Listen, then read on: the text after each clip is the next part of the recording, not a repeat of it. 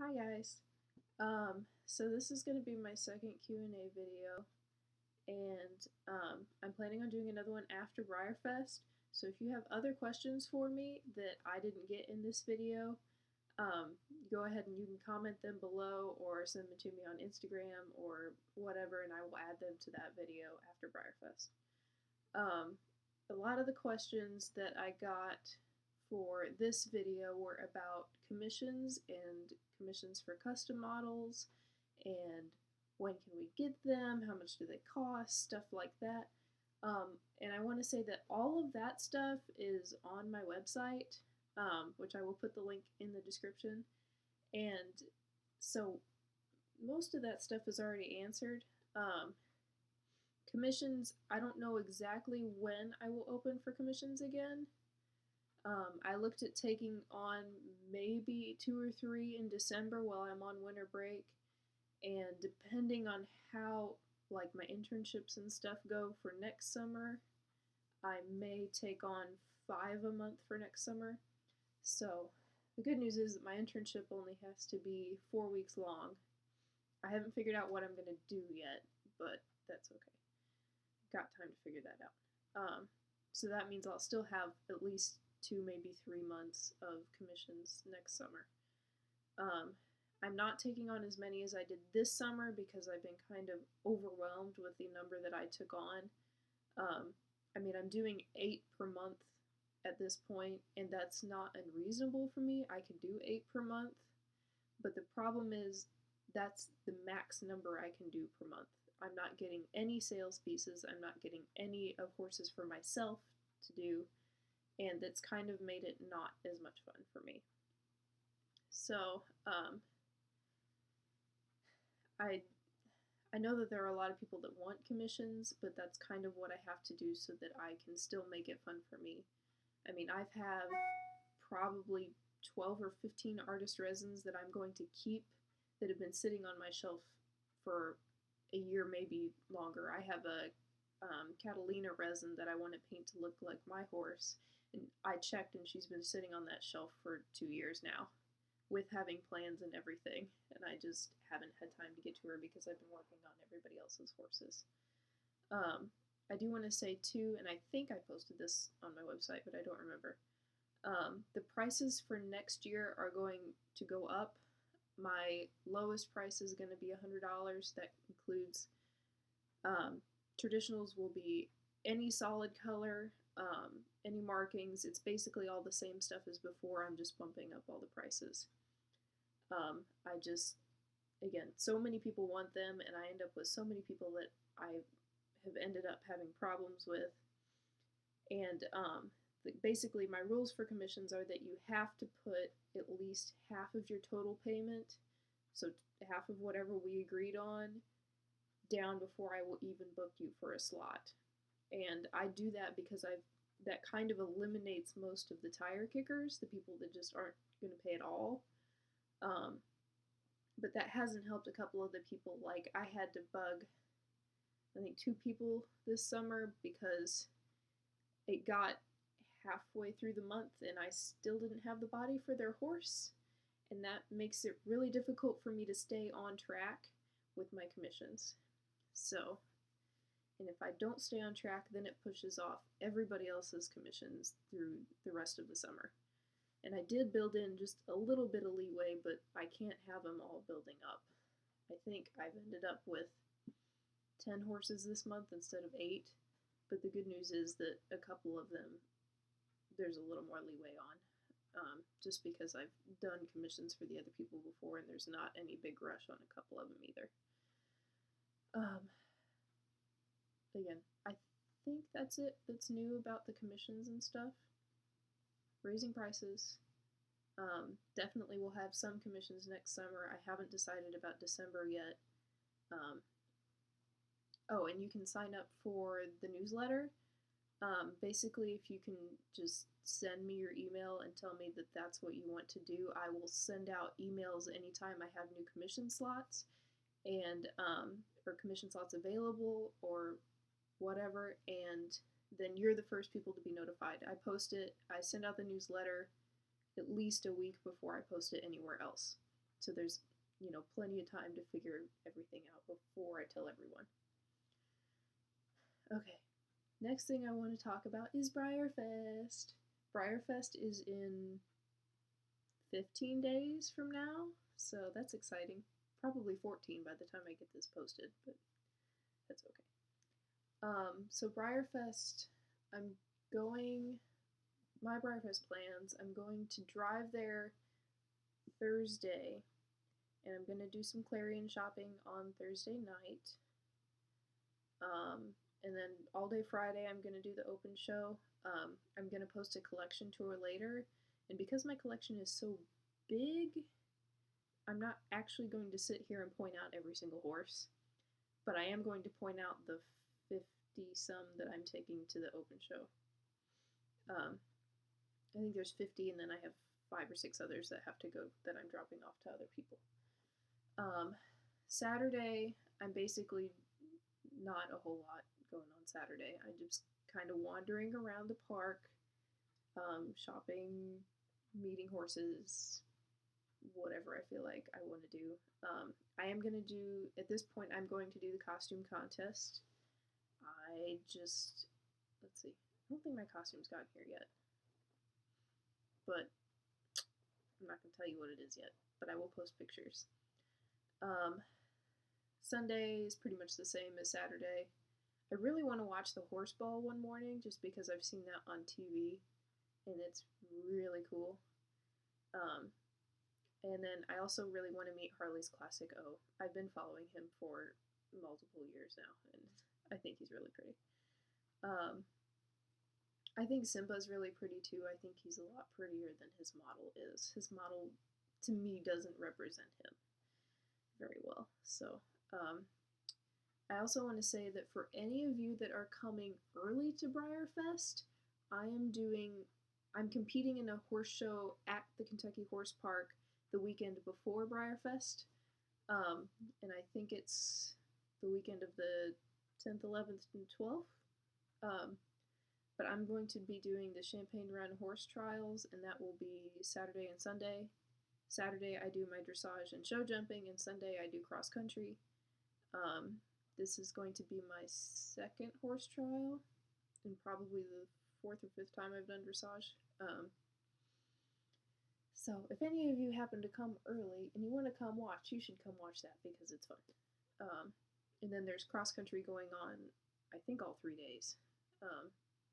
So you can come watch cross country, take pictures, watch show jumping, dressage, whatever you like to watch. So yeah, I think that's about it. Now on to the questions that you guys have submitted. And I asked for questions on Instagram this time instead of on YouTube because I didn't want to put up another video just to ask for questions. I was kind of lazy and hadn't planned on doing this until 2 days ago. So I will also have my Instagram in the description. It's at WildHorseStudios16 if you aren't following me already. I post all kinds of updates on that. Just stuff that I'm working on, collection stuff, stuff with my real horses, all kinds of stuff that I don't post on the Facebook or on YouTube. I don't do a whole lot on YouTube, just this stuff. So Q&A, what is your favorite Breyerfest special run ever? It took me forever to come up with an answer to this question. I had to think really long and hard, and I've really paid attention to Breyerfest special runs for about 10 years since I started going, and I think my favorite Breyerfest special run is right there. That's, I don't speak French, so it's Bonafide, whatever. It's right there. And I picked him because I really like the Carrick mold, the Carrick and Gem Twist. I have a whole shelf of Gem Twists just back here. They're everywhere. They take up the whole shelf. They're like stone ponies. Stone ponies take up the whole shelf too. Yeah, there's not really a reason other than that. I don't think his coloring is anything amazing. I just like him. I just think he's really nice. As far as Breyerfest celebration models, what's my favorite? My computer went to sleep. Hold on.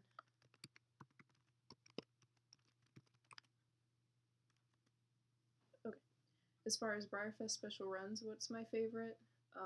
Or celebration models? I think Alborozo is my favorite just because he's different and we don't see him very much, and we probably won't ever see him very much. He's up there on the corner. Right? Yeah, he's up there in the corner. I think I don't like this year's. I didn't really like last year's. I didn't really like the year before that either with Smart and Shiny. I like the real horse, but I didn't really like the model. It was a little too yellow. Breyer seems to have that problem a lot with Palominos, and oh well. I think that's it. I can't remember of any other celebration models that I was really excited about besides Alborozo. Joker, because I really liked Tommy Turvey at that time, so that's about it. Favorite scale to customize. My favorite scale is probably traditionals just because they're easier for me to work with, and that's most of what I collect. I think stablemates are fun, and I don't know why. I don't collect stablemates. I don't really do anything with them, so most of the ones that stablemates that I do end up being for sale. I don't know. I think it's just because stablemates are easier for me than traditionals for whatever reason. Maybe, well, they take less time. That's probably it. I'm just run out of patience at some point. I did do a micro mini artist resin, and I had so much fun with that thing. Like, it's tiny. It's like a mini Winnie, so same size. It's tiny.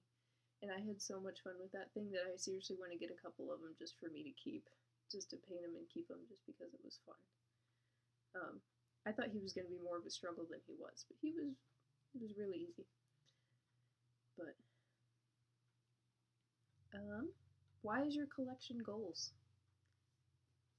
Just because there's a lot of them, I guess. Because there's a lot of them, and there's quite a few expensive models thrown in there too.